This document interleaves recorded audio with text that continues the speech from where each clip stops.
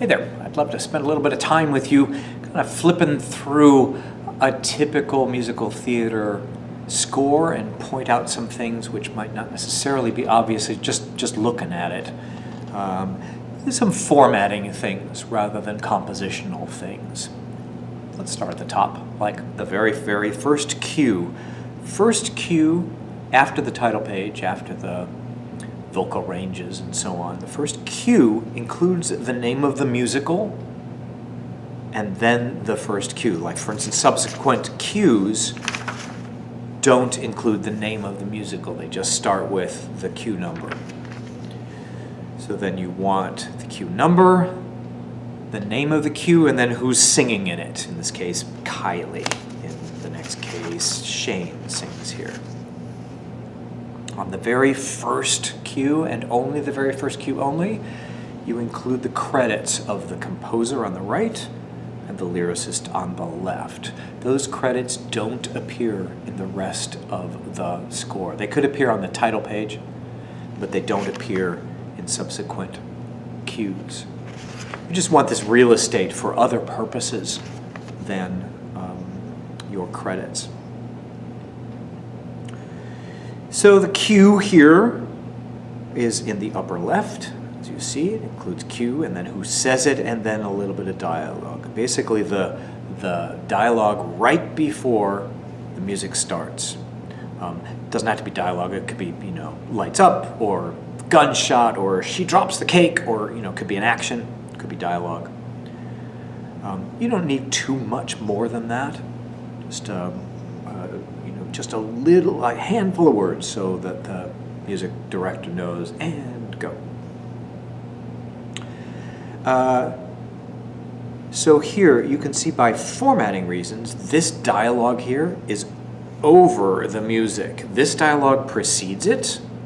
This dialogue is over it because it is over the music.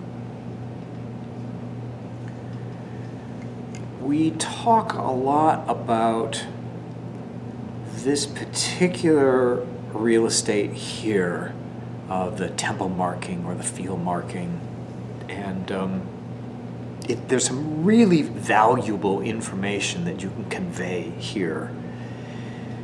Our suggestion is to break it into two different kinds of communication. One that is about the actual musical groove. Is it a waltz? Is it a samba? Is it fast? Is it slow? So a quick samba, a heavy waltz, that sort of thing. The other piece of real estate that you could use here is a little bit more about the emotion of either the music or the character. So you include both pieces of communication here. One about the groove, one about the mood. Here, dreamy, flowing waltz. You could indicate tempo a little bit more if you wanted dreamy, flowing quick waltz, dreamy, flowing slow waltz. But what you don't want to do is just put the tempo marking there. Or, in fact, those Italian words that we learned when we were learning music are not nearly as useful, or in fact as well known. There's a lot of pianists and rehearsal pianists and music directors who don't know those old pesante kinds of things, and you would be much better off saying heavy like a peasant rather than pesante. So English rather than Italian or German, and two different halves of communication, and then the tempo marking. Yep. Character names go boxed inside. The character names get bold with a colon inside of a box, and try to line up. It's very persnickety. If you can, ideally, the colon lines up with the stem of the note. I think some of the software, it's a little bit easier to line up the edge of the box with the stem of the note. That'd be okay. We'd be all right with that. Let's see. bar numbers should occur at the beginning of the system. You don't want them every single bar. And you want to use pretty clear, easy to read font for lyrics. Not that old jazz font or that the handwritten kind of looking thing, those or all capital letters. Use something like a Times Roman. If you're reducing the page size, you want to wind up with something that's about 12 point.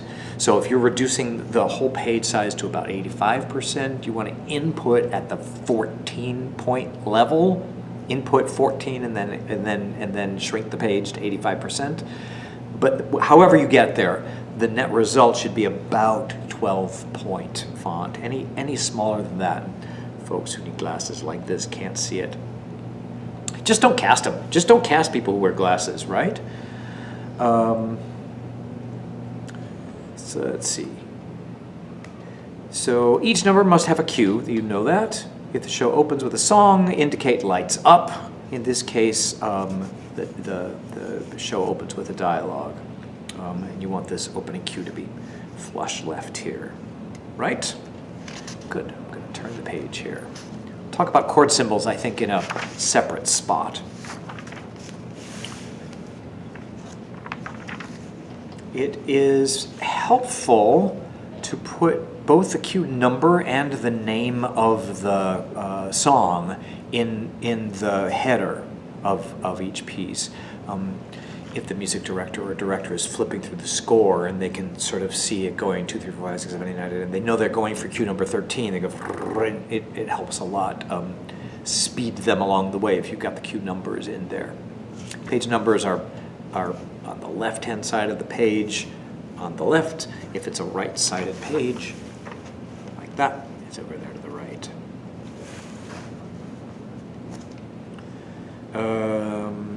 Obviously, we want to encourage you to use lots of expression marks and crescendi and don't say crescendi. Loud getting hairpins. I'm just trying to avoid the Italian. Who knew that the plural of crescendo was crescendi? You did, didn't you? Yeah. So use dynamic markings whenever you can, and these phrasings both in the piano and in the voice. There are some schools of thought that say you want to put the phrase marks in the piano but not the vocal line, because the vocal line tends to have so much information. There's often where the chord symbols go and extra dialogue, and it gets cluttered. But the other school of thought is to put the phrase marks in both the voice and the piano. Here's a little bit of a riff about chord symbols and why they're vital for rehearsal. Format-wise, they go above the soloist's line unless there's two different vocal lines, two vocal staves, in which case it would go above the pianist's right hand here. But in general, you want to, if there's 3 staves, put the chord symbols above here so that the pianist actually can get all the information all at once by going from top to bottom. You want to include chord symbols for a couple reasons. One, for compositional reasons, just to, for your own creative process, it's actually pretty useful. But from a rehearsal standpoint, chord symbols allow, particularly for new works that are in development, it allows a pianist who is trying to who's trying to play the vocal line, but to give some kind of indication of the accompaniment. It allows the pianist to be able to just riff on the chord and play the melody line with the right hand. It's just a much easier way for the pianist to facilitate playing a vocal line and doing something with the left hand. It also facilitates a good music director can transpose off of chord symbols. Without chord symbols, transposition is a lot more difficult. So again, particularly in development, if you're going, should we raise this at, a half step, a whole step, a third, a minor third, let's take it down. If the chord symbols are there, it's so much quicker and so much more accurate. Lastly, a little bit more esoteric, there are some singers or choreographers or directors for whom chord symbols actually convey what's the function of my note, the note that I'm singing. Am I on the third? Am I on the fifth? Am I on the root? And it helps a singer who reads music at that level to be able to tune, to be able to know the function of the note in the chord. Oh, I've got the sharp 5, so I know I'm the one that's going dee dee dee. And it helps the singer who's got that musical education be able to sight sing all the more accurately. Musical theater is one of the rare forms that uses both a full accompaniment and chord symbols. It goes back to vaudeville and ukulele days. Operetta didn't have a ukulele, and opera filled out the scores, and pop music often doesn't have the specific accompaniment. So if you want your rehearsals to sound like the score that you wrote, you want not only a fully fleshed accompaniment, but you also want the chord symbols. So there you go. Use them. We at the Academy for New Musical Theater insist on them. We will say, we're not going to rehearse your piece until you have them in there, because I'm telling you, I can't tell you the percentage, 30%, 40% more efficient if you've got the chord symbols in there. Use them. Thanks. So a note about spacing of in your score. White space is good in this particular, because people want to. It's cleaner. It's easier for directors to write notes or actors to write notes.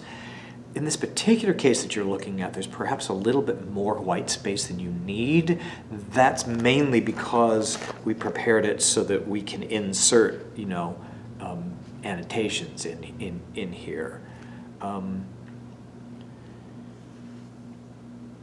Spacing here, for instance, is a little bit more typical. You see there's not quite as much space. So, four staves on a page. I don't know if you can see all the way down to the bottom here. There's a fourth system. But you don't want it so crowded that you can't read it, and you're forced to put in those those little I forgot what those are called, those little separation marks, just in the hopes of clarity. That's too crowded. Don't try to save on trees, because what you save on trees you waste in rehearsal time of like, wait, I'm lost, I can't read it.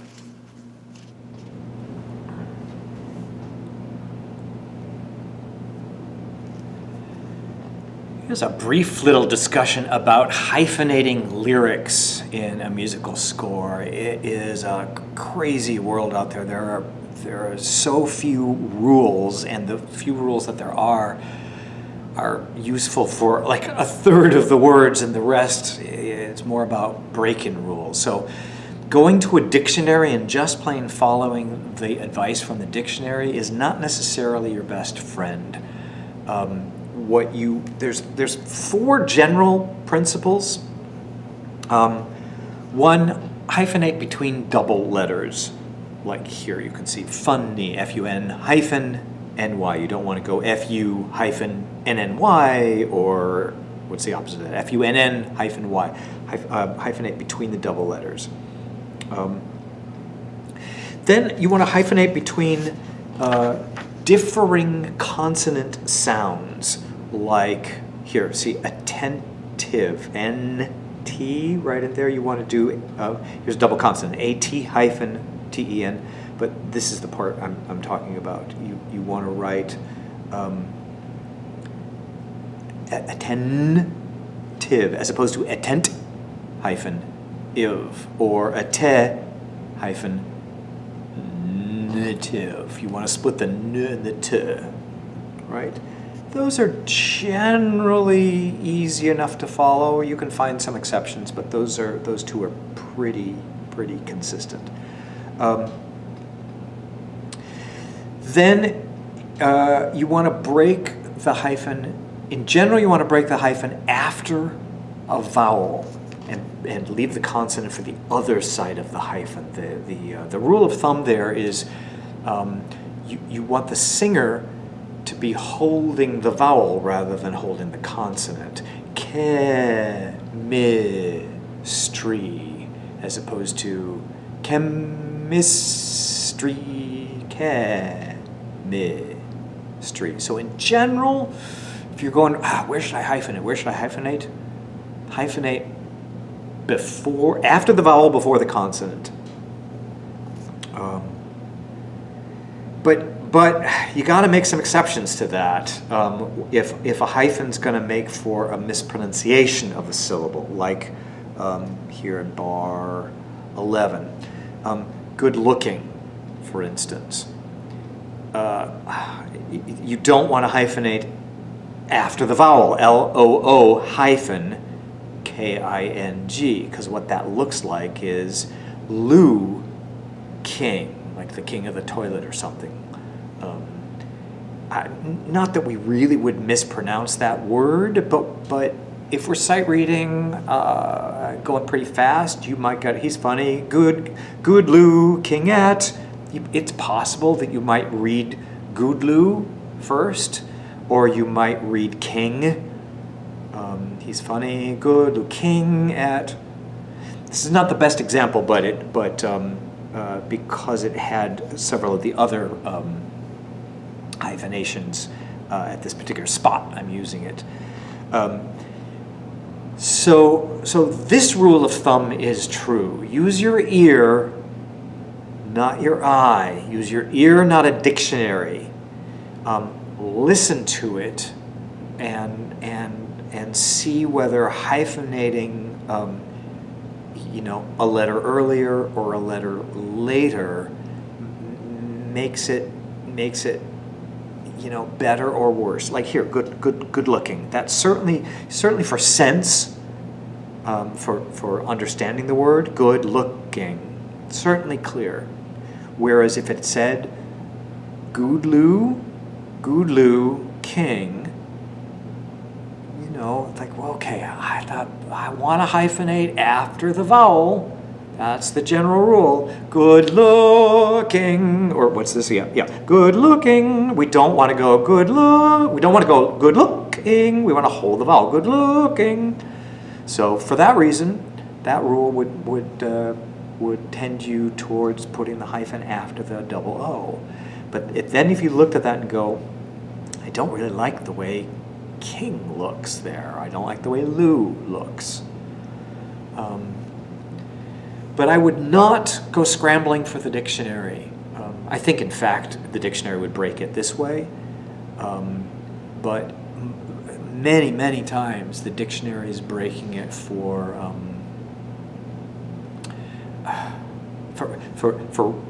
the sense of the syllables, for the etymological meaning of that particular word, that syllable unit. The dictionary wants to keep that unit together, but sonically, if you keep the meaning of that little syllable together, it just winds up with acky-looking hyphens. Good luck. I wish there were better rules. This is the only 4 I have come up with in all my years of looking, and the only 4 generalities. Best of luck, and if you get somebody mispronouncing something, you go ahead and say, would it have been clearer if I'd hyphenated it this way? And see if you can, over time, build a 5th or 6th rule. That's useful to you. All right. I want to talk just a little bit about beaming.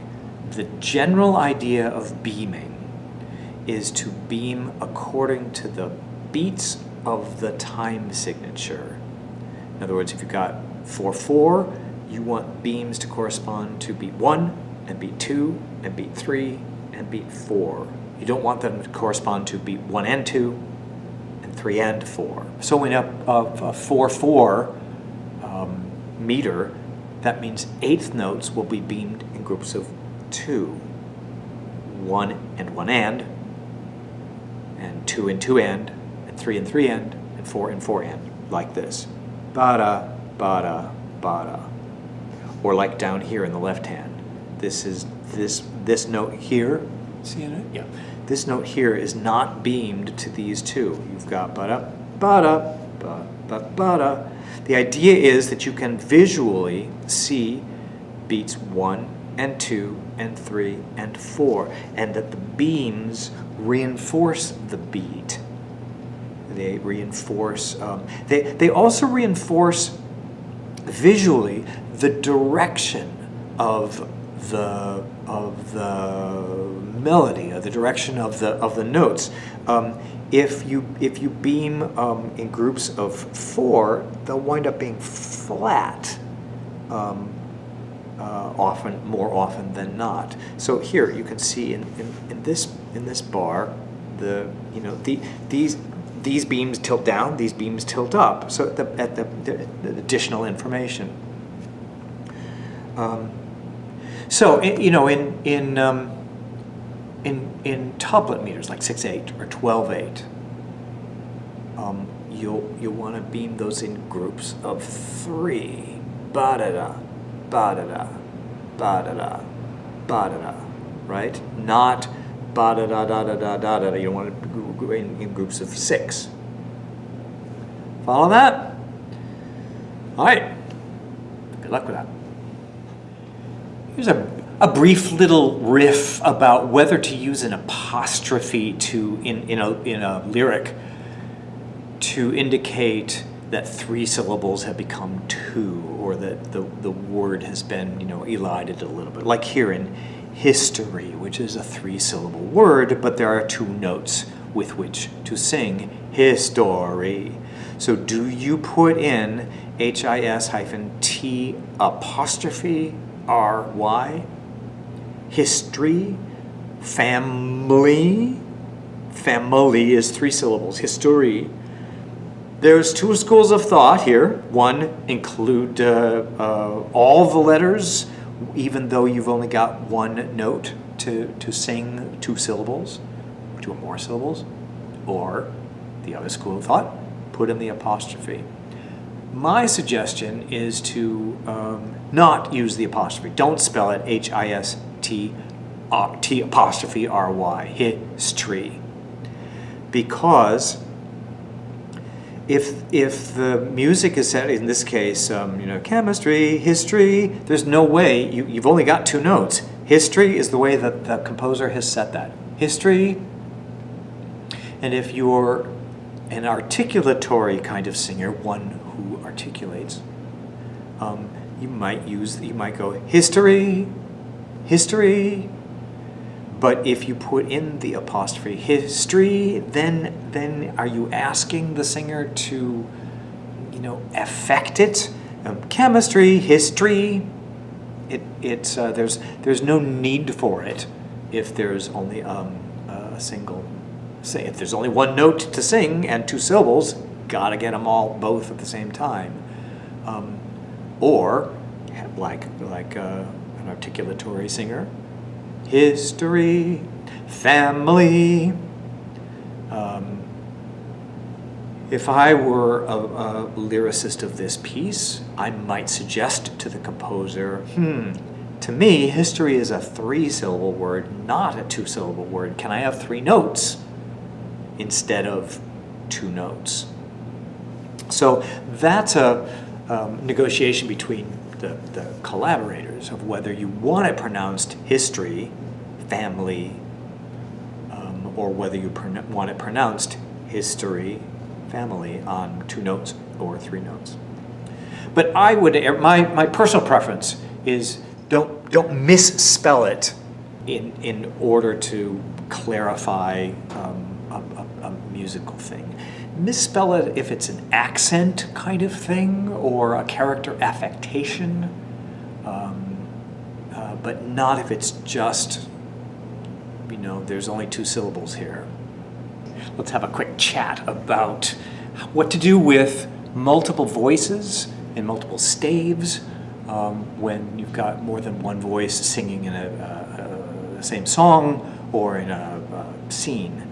So essentially, whenever possible, you want, for clarity's sake, you want each character to have his or her own stave, rather than try to put two voices on the same stave, particularly if it's a man and a woman. You know, Bill, Diane, and just keep relabeling that. It gets very confusing because the clef is not going to work out right. But even if it's the same clef, you know, Diane, Barbara, you're having to read a lot of boxes and arrows and so on. It's just a lot easier if Diane has her own line and Barbara has her own line.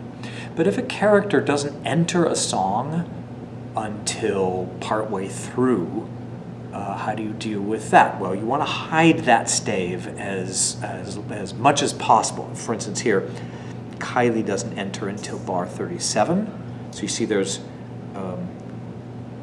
a vocal line for her, vocal line for him, and then the piano. But in the system right up above, there's only 3 because we've hidden Kylie's stave there. So figure out how to tame the software to do that. A couple other tips about how to organize the staves. You want to have the highest voice on top, on the top stave, and then the next highest, second from the top, and then the next highest, and then the next highest. So the lowest voice is on the bottom.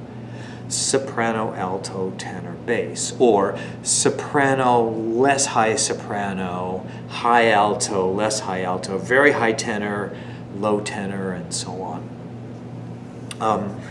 Let me show you an example of that. This is from Guys and Dolls. This is the Fugue for Tin Horns. So you can see this is Nicely. He's the highest voice. He's on top, and then Ben is in the middle, and then Rusty's on the bottom. Actually, you can't quite see that Nicely is the highest voice there. This one's a little bit clearer because he actually has higher notes here. Set it up there. All right, highest, next highest, lowest.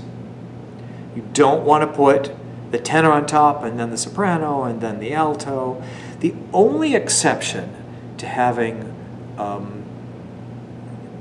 to this is if you've got soloists and then a legitimate chorus, like an old, operetta, Gilbert and Sullivan, where it's SATB, in a chunk. You can, if they're all, it's like essentially one character, even though there's 30 actors. They're all the hunka, hunka, hunka people in the background. They're all singing the same thing, hunka, hunka, hunka, because that's what choruses sing. So here, also from Guys and Dolls, can I show you? Yeah, this is a good example here because I can talk about a couple other consequences of that here. So here, Nicely's got the solo line. Let's presume in an ensemble we've got Nicely, and then there's an alto and a soprano. They would be stacked up here above the chorus. But here, this chorus down underneath here has got its own little bracket. That's the only exception to highest to lowest voice. If you've got this chorus, you can do highest to lowest voice and then the chorus underneath. As long as we're here, I want to point out a couple other things with the chorus. Watch the difference between, see how the baritones and basses are split here? The baritones are going ooh, and the basses are going ooh, so they have slightly different notes. You got some stems down action going on there. That's acceptable if they essentially have the same rhythm, except for the tiniest variation. You can share staves. Here, like one up above it here. Lesser put the tenors and the basses together. They're sharing a staff. They have the exact same rhythm, the exact same notes. Ba-bum, ba-ba-ba-ba-bum. All right? But he also has stems up and stems down. So tenors follow the stems up. Bum bum ba ba ba ba bum. And the basses, even though it's the same notes, you got to stem up and stem down. If they're going to share a particular stave, you got to do stems up, stems down. Here, Lesser split the tenors and the basses because the tenors don't have split notes, but the basses do. So he broke them up. While I'm on this page, in contemporary musical theater, we no longer use the bass clef to indicate the lowest men's voice. This would be this tenor clef with the 8 on it, and then you'd have to change clefs, change the notes. But you don't want to use bass clef for either a soloist or a chorus. You want to use, make this a little bit clearer, this one here with the 8 underneath it. All right. Okay, let me wrap this up with, let's turn to one of the last pages here, because there's just a couple things I can point out while we're at it. So the top here, faster surging romance with a metronomic marking. When there's a change of mood, you want to reiterate the tempo marking. You don't want to just put a metronome marking, metronome quarter note equals 108. At the very least, indicate whether it's faster or slower in relationship to the previous tempo. Slightly faster, much faster, much slower, because it's entirely possible that whoever's been playing up to that point, were we at 120? Were we at 96? I don't know what 108 is. Is that faster? Is that slower? Whereas if you say faster, 108, you'll get a shot ba-dum, ba-dum, all right? And then you might as well go ahead and reiterate some mood and some feel, surging romance, or driving forward, or slowing back, or whatever is happening. In this particular case, I gotta switch to the bottom score here. So the moment before, this is Whit who's been singing, faces, and then Kylie goes, oh my God, oh my God, oh my God, you're gonna sing, and then the next thing that happens is the top of the page, Whit continues to sing, even though Kylie has had a line of dialogue, so it might be momentarily confusing. If you're at the top of the page, like, wait, is that me? I was Kylie. I said, oh my God, oh my God, oh my God, you're gonna sing. Am I the one? If it's not marked. And yet you don't need this is Whit's solo here, so you don't need a whole box. That's what this little parenthetical thing here is. Just a reminder. It's like, no, this is Whit. You don't have to reiterate the whole box and use up that real estate.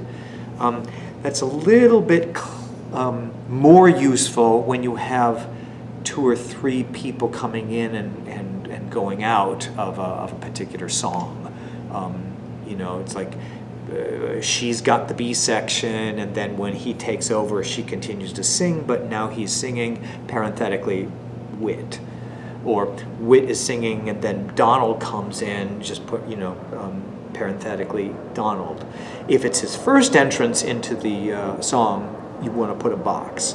If he's already been in, just do this little parenthetical. It's smaller font, it's italics, and it doesn't have the colon, and it's in parentheses. The last thing to note here is the bottom of the page here, Kylie doesn't enter until bar 37, and so is she a girl? Kylie is a girl? Yes, Kylie's the girl. Her stave has been hidden all throughout this whole piece. We don't have blank stave up there and blank stave up here. You don't have an empty stave. You try to hide it until she does then enter. All right. There's lots and lots of other details, but those are the highlights. Our format guidelines is 120, 140 pages long, and there are so many exceptions and so anomalies and so many anomalies, and so this particular moment has never come up before. I'm inventing this. What do I do? But that's that's an overview of the biggest highlights. That should get you started of the most important stuff. Great. Thanks for watching.